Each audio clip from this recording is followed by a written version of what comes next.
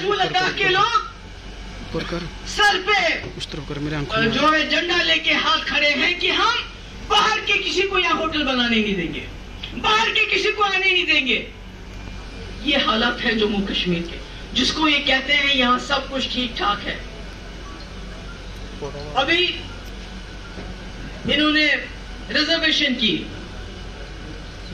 अरे अगर आप में नियत साफ होती रिजर्वेशन के बदले सीटें रिजर्व करते। अगर रारसपोरा के लोगों ने मुफ्ती साहब के लिए वोट डाला, कश्मीर में कश्मीरियों ने फोतेदार साहब के लिए वोट डाला, आपने मनलाल कोल के लिए वोट डाला, कश्मीरी मुसलमान ने, आपने टीपी दर के लिए वोट डाला, आपने प्यारलाल हुंडू के लिए वोट डाला, कश्मीरी मुसलमानों ने उनको एमएलए बनाया।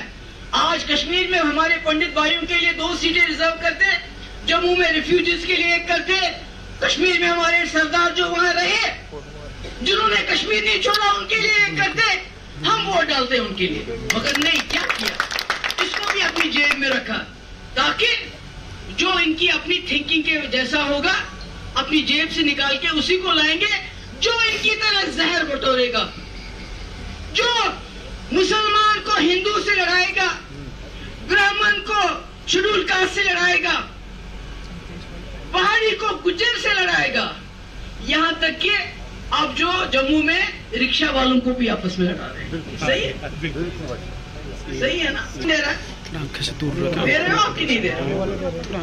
पीछे तो मेरा कहने का मकसद है, मुझे मालूम है जम्मू वालों आपको हमारे बारे में रिजर्वेशन है, आप समझते हैं पता नहीं क्या है, कहां से आए हैं, मगर अपने मुस्तकबिल के बारे में सोचो। इन्होंने पूरे मुल्क को बर्बाद कर दिया। जो जवाहरलाल नेहरू ने बनाए थे इंस्टीट्यूशंस, इन्होंने एयरपोर्ट भेजा, LIC भेजा, रेलवे भेजा, सब कुछ भेज दिया इन्होंने, कुछ नया नहीं बनाया। मगर आप सोचो कि ये जम्मू कश्मीर को पूरे मुल्क में बेचते हैं, तब जाके वोट लेते हैं। अरे मुझे बताओ, ये समझ नहीं आती आप लोगों को कि इन्होंने पुलवामा के जो शहीद, उनको भी बेच के वोट मांगे कि नहीं मांगे? याद है आपको? हाँ? उसके बाद मुझे बताइए, वो तो उसके बारे में पुलवामा में क्या हुआ वो मैं नहीं बोलूंगी, वो सतपाल मलिक बहुत अच्छी तरह बोलते हैं। उसके बाद बालाकोट हुआ, उस पर भी वोट ले लिए। अरे इंदिरा जी ने तो बांग्लादेश बनाया, पर कभी उसने उन अपने शहीदों पे वोट नहीं मांगे, बांग्लादेश पे वोट नहीं मांगे, कभी उसने नहीं रखा कि आपको 1 वोट डालना है उस जवान के लिए जिसने शहादत दी पुलवामा में, उसने तो नहीं कहा है। ये वो जमहूरियत थी। और जब इंदिरा जी नाकाम होगी, उसके बाद मुरारजी देसाई आ गए, इंदिरा जी ने, उसके बाद उन्होंने इंदिरा जी को जेल में नहीं डाला। डॉक्टर मनमोहन सिंह आए, जवाहरलाल नेहरू आए, वाजपेयी जी आए, मगर किसी ने दूसरे अपोनेंट को जेल में नहीं डाला। ये तो हमारी रिवायत नहीं थी, ये तो पाकिस्तान में होता था, हमसाया मुल्क में होता था। ये तो वहां हुआ जब जियाउल हक आया, उसने मजहब के जिन, नफरत के जिन को बोतल से निकाला, जिन मदरसों में तालीम हो तुमको। क्योंकि अगर आप देखेंगे, जब भी वहां कोई सरकार आती है, अपोनेंट को कुछ ना कुछ वो करती है। मगर यहां इस मुल्क के अंदर ये आज तक कभी नहीं हुआ था कि आप अपोजिशन को जेल में डाल देते हो, उनका मुकाबला नहीं करते हो। अरे democracy is a battle of ideas, यानी ख्यालात की जंग होती है, आपका अपना ख्याल, मेरा अपना ख्याल, फिर लोगों पे फैसला डालो। इन्होंने फैसला डाला है ईडी पे, CBI पे, NIA पे फैसला, या कोई ऐसी जुडिशरी जो गुजरात में हो, दूसरी जगह पे हो, वे फैसला डालते हैं। वो क्या फैसला देते हैं उसके बारे में मुझे कुछ नहीं कहना है, सुप्रीम कोर्ट ऑलरेडी बहुत कुछ कह चुका है। इसलिए मेरी गुजारिश है, अगर आप भ्रष्टाचार की बात करते हो, तो फिर जिनको आप भ्रष्टाचारी कहते हो उनको अपनी पार्टी में क्यों मिलाते हो?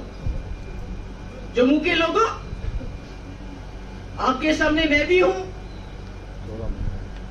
आपके सामने मुझे ये बताइए, जो इनके लोग हैं, जो 2015 से पहले मिनिस्टर नहीं थे, एमएलए नहीं थे, उनके पास उससे पहले क्या था, आज क्या है, बताइए। मैं तो, मेरा बाप होम मिनिस्टर रहा है, टूरिज्म मिनिस्टर रहा है, चीफ मिनिस्टर रहा, मैं भी चीफ मिनिस्टर रही। अगर मैं जम्मू में या कश्मीर में अपना घर नहीं खरीद सकती तो इनके पास इतने बड़े बंगलोज कैसे आ गए? बीजेपी के पास हर डिस्ट्रिक्ट में करोड़ों रुपए का दफ्तर कहां से आ गया? कहां से आ गया? ये आपका पैसा है, ये भ्रष्टाचार का पैसा है, ये रफाई का पैसा है, ये जो अमेरिका से ड्रोन खरीदने वाले हैं उसका पैसा है, ये आपके टैक्स का पैसा है, जो ये खर्च करते हैं एमएलए और एमपीज को खरीदने के लिए, सरकारें गिराने के लिए। आपको सोचना पड़ेगा। मैं कोई कांग्रेसी वकालत नहीं हूं यहाँ पर, मैंने पहले भी कहा कांग्रेस ने भी बड़ी गलतियां की होंगी, मगर उन्होंने मुल्क को संभाल के रखा, टूटने नहीं दिया। उन्होंने हमसाया मुल्क में गड़बड़ हुई उसको तोड़ा, पर अपने मुल्क को तोड़ने नहीं दिया।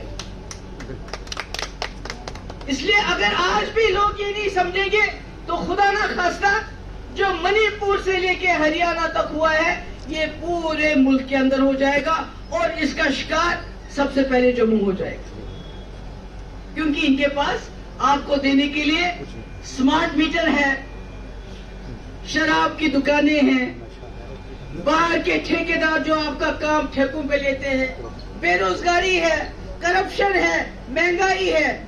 इसके अलावा इनके पास आपको देने के लिए कुछ नहीं। अब असली गोली क्या है? हिंदू मुस्लिम, हिंदू मुस्लिम, हिंदू मुस्लिम। और बदकिस्मती से कुछ ऐसे यहाँ पर लोग हैं जो उसका प्रोपगेशन करते हैं। बाकी मैं जम्मू के लोगों को जानती हूँ, मैंने कहा मेरे वालिद ने यहाँ से इलेक्शन जीता, कैसे जीता अगर जम्मू के लोग कम्युनल होते? कश्मीर में हालात खराब हो गए तो जम्मू के लोगों ने न सिर्फ कश्मीरी पंडित बल्कि मुसलमानों को पनाह दी। मगर पता नहीं क्या हो जाता है, भाइयों बहनों, औरंगजेब हो, बाबर हो, समझ नहीं आता, ये मुझे समझ नहीं आता। और सबसे बड़ी बदकिस्मती जो है वो ये है कि हमारा मीडिया, मेन स्ट्रीम मीडिया, अब तो यूट्यूब पे भी चले गए ये लोग। आपने देखा जब आप एडवर्टाइजमेंट देखता है इनका, बेटी पढ़ाओ बेटी बचाओ, मगर जब उनका मेंबर पार्लियामेंट हमारी बच्चियों का, पहलवान बच्चियों का, उनके साथ गलत करके सीना तान के चलता है, तब वो एडवर्टाइजमेंट याद नहीं आता। उसमें अरबों रुपए खर्च होता है, बाथरूम से लेके हवाई जहाज तक एडवर्टाइज है कि नहीं? बाथरूम में तो नहीं होनी चाहिए थी फोटो इनकी, वहां भी लगा के रखी, क्या करें, ये बड़ी मुसीबत। मेरे कहने का मकसद है जो मीडिया है, जो वॉच डॉग होता है, जिसका काम होता है नजर रखना, अन्ना हजारिया कभी कामयाब नहीं होता अगर मीडिया उसका साथ नहीं देता।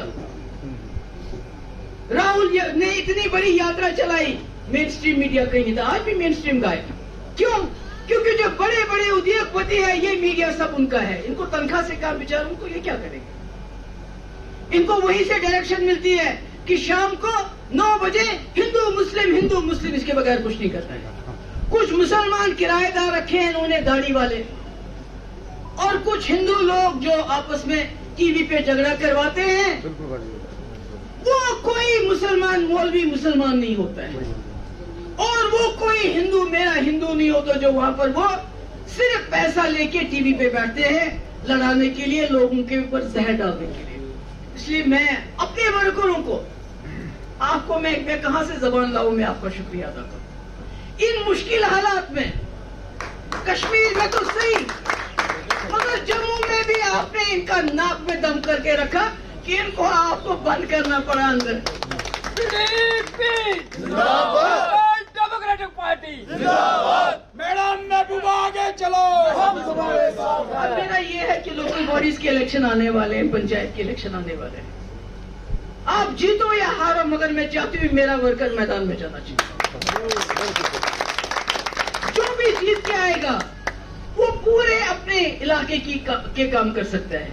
आपको पता है इस वक्त जो मैं बोलना नहीं चाहती हूँ, जो इन पदों पे बैठे हुए हैं वो कैसे लोग हैं, वो क्या करते हैं। तो इसलिए आपको मैं इसलिए भी मुबारकबाद देना चाहती हूँ कि कश्मीर में तो ठीक है बंद कर दिया, और जम्मू में भी ये हमारे साथ फाइटर बन गए हैं, इनको भी बंद कर दिया है, क्योंकि आपको समझना चाहिए किसी और पार्टी को बंद नहीं किया।